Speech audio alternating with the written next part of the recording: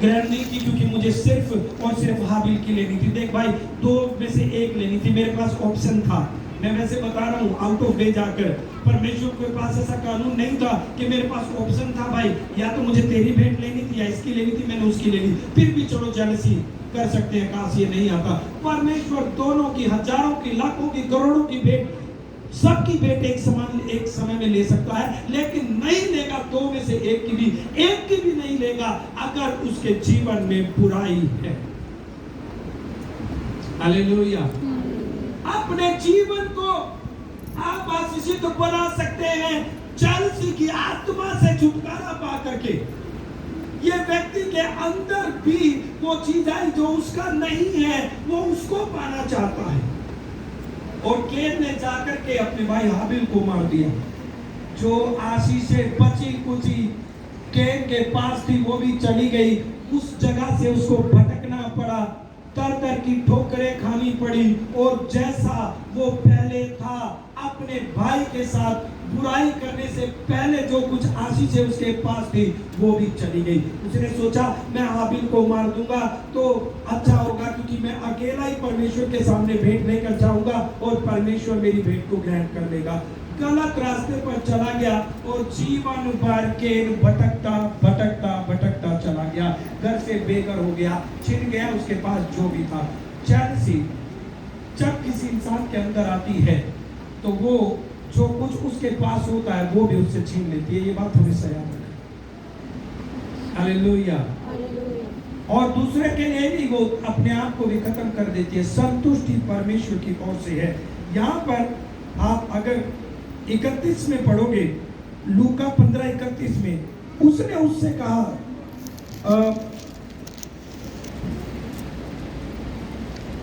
नहीं इसको आप पढ़े 27 से पढ़े। उसने उससे कहा तेरा भाई आया है। पिता ने अपने बड़े बेटे से कहा, और तेरे पिता ने नहीं, जो बड़ा भाई आया वो पूछने लगा मेरे घर में क्या हो रहा है। तो वहां पर लोग उसको बताने लगे कि तेरा भाई जो चला गया था अपना सब कुछ लेकर वो आया है, और तेरे पिता ने उसके लिए भला चंगा पाया है। यह सुनकर वह क्रोध से भर गया और भीतर जाना ना चाहा, परंतु उसका पिता बाहर आकर उसे मनाने लगा। देखो ये सुनकर वो क्या हुआ, क्रोध से भर गया। क्या हुआ, पिता ने अपने बड़े बेटे की प्रॉपर्टी लेकर छोटे को नहीं दी। जो पिता का है, पिता ने अपने में से दिया। परमेश्वर हमें स्वर्ग से देने वाला है। पिता हर एक को उसकी योग्यता के अनुसार आशीषें देता है। बोलो आमीन, हालेलुया। और लोग इसी बात से क्रोध से भर जाते हैं, इसके पास ऐसा क्यों है। आप ऐसा परमेश्वर के सामने बनिए, कोई प्रकार की बुराई। और पिता ने आकर समझाया कि देख बेटा, जो तेरा है वो तेरे पास सदा रहेगा, जो मैंने तुझे दे दिया वो लूंगा नहीं, लेकिन जो मेरा है मैं किसी को भी दूंगा। आज जो कुछ हमारे पास है, बाइबल में कहती है उसमें शांति रखना सीखिए। आमीन, हालेलुया। बाइबल में लिखा है धन का लोभ सारी बुराइयों की जड़ है। क्या है, आपने देखा नहीं, जब राजपाट भी लोग लेना चाहते तो अपनों का ही कत्ल कर देते, बोलते मैं गद्दी पर बैठूंगा, और उसको पता नहीं तू जिस गद्दी पर बैठेगा तेरे साथ ऐसा करने के लिए पीछे तैयार हो रहे हैं, और ऐसा ही चलता चला जाता है। क्योंकि क्रोध, ईर्ष्या से इंसान अपने आप को, अपनी हड्डियों को सड़ाता है और उसको कुछ भी मिलता नहीं है। शांति और भरोसा परमेश्वर के ऊपर कि जो परमेश्वर ने मुझे देना है वो परमेश्वर ने मुझे देना है, उसे कोई छीन नहीं सकता। आप अपने जीवन को हष्ट पुष्ट और आनंदित बनाएंगे। Hallelujah, praise the Lord, hallelujah.